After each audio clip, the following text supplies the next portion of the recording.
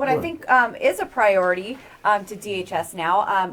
Now we were talking about bulletins earlier that DHS puts out, and these are put out when people aren't really paying attention to what's going on at DHS, and they want them to pay attention. Correct? Correct. They said this is important. You need to know this. Well, we have a bulletin that was just released on the 7th, February 7th, and this is a summary of a terrorism threat to the United States homeland, and this is about people who have involvement with false or misleading narratives and conspiracy theories and other forms of and malinformation regarding COVID-19. And it says if you really want to avoid people who are engaged in this type of domestic terrorism, avoid churches, because you're going to find a lot of people like this in church.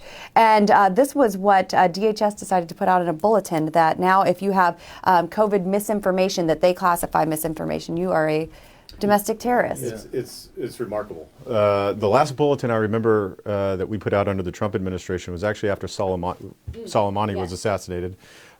We actually put out a bulletin saying there may be cyber attacks, Iran may, so that was actually a real threat. Mm-hmm. This, seems like a messaging document more than anything else. And it's unfortunate because the bulletins that DHS issues actually serve a purpose. Mm-hmm. That if they need to get threat information to the public, this is the main avenue to get it to state and local law enforcement officials and others. But if you keep issuing this stuff, that as they do, I think it's every 3 or 4 months, it's basically the same bulletin over and over and over again. People are going to be like, yeah, I've seen that. And they're not going to actually pay attention to it. It loses its value, exactly right. And there's no value to it any longer. Right.